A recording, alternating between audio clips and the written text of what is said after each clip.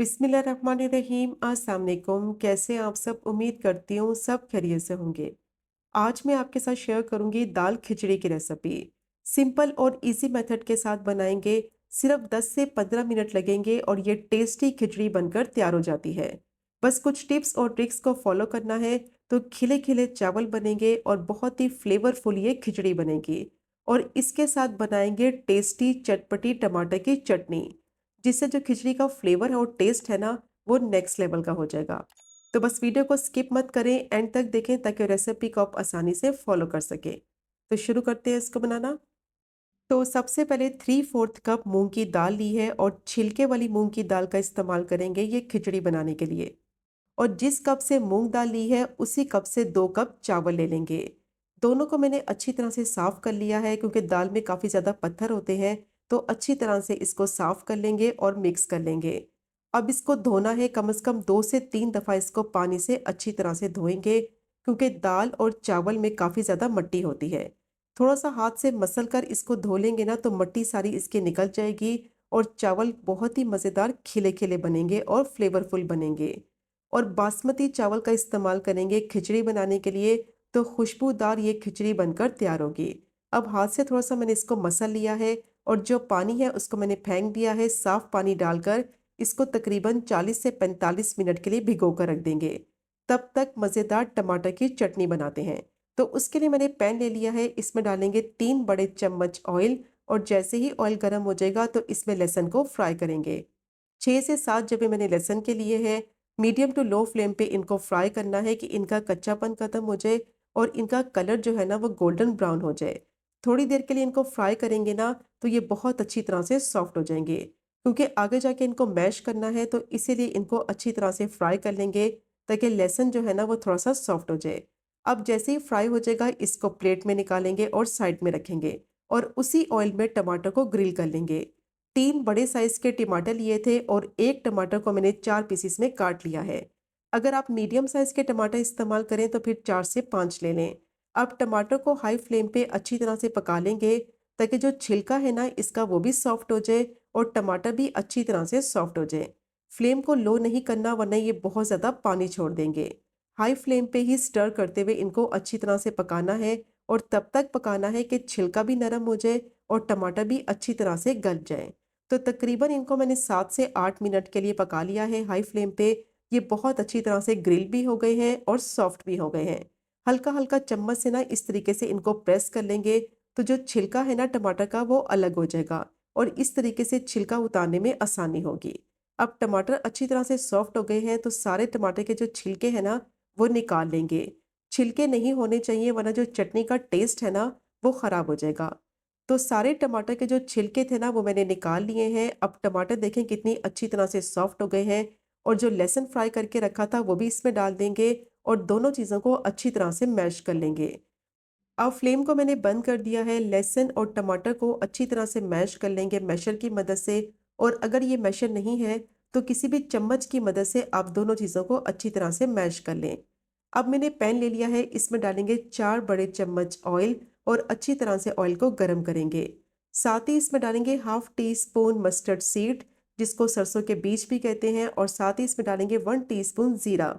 Crackle हो जाने तक फ्राई कर लेंगे कि अच्छी सी खुशबू आने लगे। और जैसी दोनों चीज़ें फ्राई हो जाएंगी ना तो अब इसमें डालेंगे प्याज।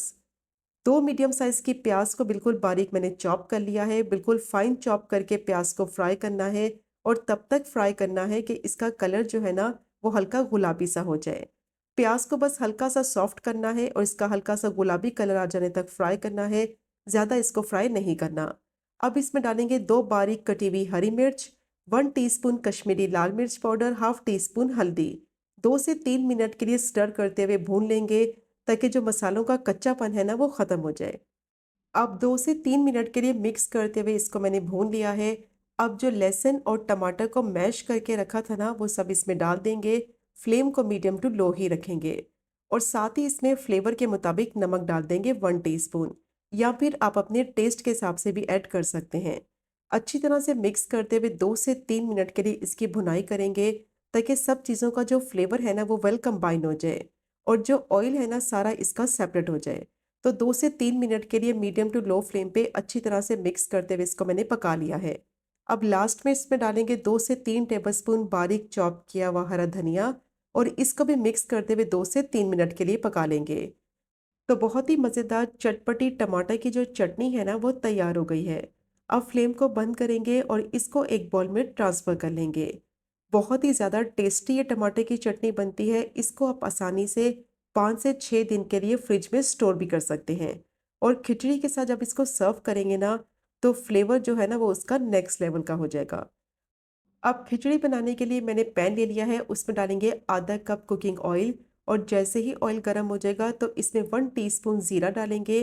मीडियम टू लो फ्लेम पे ज़ीरे को क्रैकल हो जाने तक फ्राई करेंगे कि अच्छी सी इसमें खुशबू आने लगे। जैसे ही ज़ीरे में से खुशबू आने लगेगी तो इसमें डालेंगे एक मीडियम साइज़ की स्लाइस में कटी हुई प्याज और प्याज को इतना फ्राई करना है स्टर करते हुए कि इसका कलर जो है ना वो गोल्डन ब्राउन हो जाए।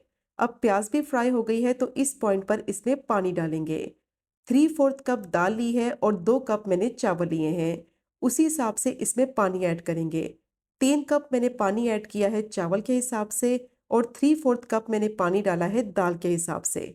साथ ही इसमें 1 टेबलस्पून नमक डालेंगे या फिर नमक आप अपने टेस्ट के हिसाब से भी ऐड कर सकते हैं। अच्छी तरह से मिक्स करेंगे, हाई फ्लेम पे इसको थोड़ी देर के लिए पकने देंगे ताकि इसमें बॉयल आ जाए और जैसे ही पानी पकने लगेगा ना तो इसमें भीगे हुए चावल और दाल डाल देंगे। चावल और दाल का जो पानी था ना वो मैंने फेंक दिया है। अब इसको अच्छी तरह से मिक्स कर लेंगे। मिक्स करने के बाद फ्लेम को मीडियम टू हाई ही रखेंगे। कवर करके स्टीम में इसको तकरीबन 5 मिनट के लिए पका लेंगे ताकि दाल जो है ना वो अच्छी तरह से 90% तक गल जाए। तो मिक्स करने के बाद इसको मैंने कवर कर दिया है। 5 मिनट के लिए इसको मैंने हाई फ्लेम पे पका लिया है। पानी जो है ना आधा इसका तकरीबन खुश्क हो गया है और जो दाल है वो भी 90% तक अच्छी तरह से सॉफ्ट हो गई है। हल्के हाथों से इसको स्टर करेंगे और इसको तब तक पकाएंगे कि पानी जो है ना बाकी इसमें सारा खुश्क हो जाए। फ्लेम को लो नहीं करना वरना चावल टूट जाएंगे और इसका फ्लेवर और टेस्ट भी खराब हो जाएगा। हाई फ्लेम पे इसको मैंने पका लिया है दोबारा से 6 से 7 मिनट के लिए। तो पानी देखें तकरीबन इसका सारा खुश्क हो गया है। सिर्फ 4 से 5 टेबलस्पून इसमें पानी बाकी है। अब फ्लेम को बिल्कुल लो कर देंगे और इसको दम पर रखेंगे तकरीबन 6 से 7 मिनट के लिए। लो फ्लेम पे 6 से 7 मिनट के लिए इसको पका लेंगे तो चावल भी अच्छी तरह से पक जाएंगे और दाल भी 10% जो बाकी है वो भी अच्छी तरह से गल जाएगी। तो 6 से 7 मिनट हो गए थे। अब चूल्हा बंद करेंगे और इसको चेक करते हैं। परफेक्ट ये खिचड़ी बनकर तैयार हो गई है और आप इसका टेक्सचर चेक कर सकते हैं कितने खिले खिले चावल बने हैं और कितनी खुशबूदार ये खिचड़ी बनकर तैयार हुई है। बहुत ही ज़्यादा टेस्टी बनती है। मस्ट ट्राई कीजिएगा ये टेस्टी खिचड़ी की रेसिपी को जिसको सर्व करेंगे टमाटर की चटनी के साथ। तो जो इस खिचड़ी का टेस्ट है ना वो नेक्स्ट लेवल का हो जाएगा।